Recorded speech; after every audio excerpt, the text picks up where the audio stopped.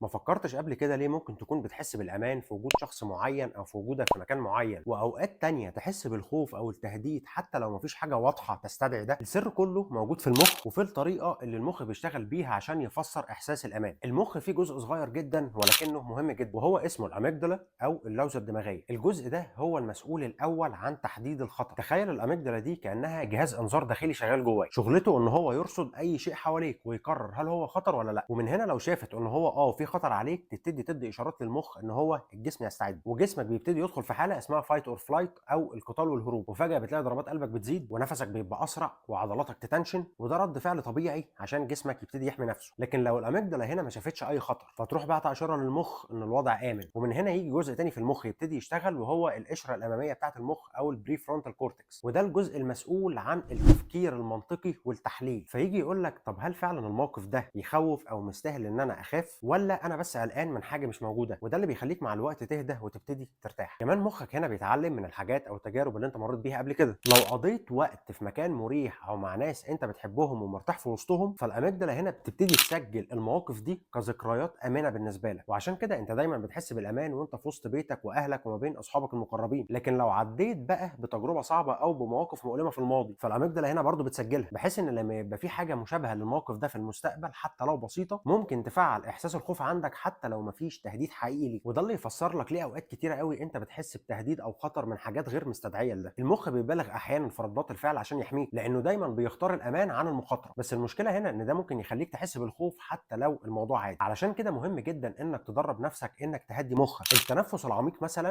بيبعت اشاره للمخ ان الوضع امن ومش مستاهل اي خطوره. التفكير المنطقي بيساعدك انك تفرق ما بين هل الخوف ده حقيقي ولا خوف ناتج من اوهام وذكريات قديمه. وكمان انك دايما تفضل محوط نفسك ببيئه مريحه بالنسبه لك والناس اللي انت بتحبهم، فده بيقوي احساس الامان بالنسبه لك. ففي النهايه الامان مش بس مجرد شعور، بل هو حاله ذهنيه. لما تفهم ازاي مخك بيشتغل وتتعلم تسيطر على ردود افعالك، هتقدر تعيش بهدوء اكتر وتخلي مخك يعرف انك فعلا في امان.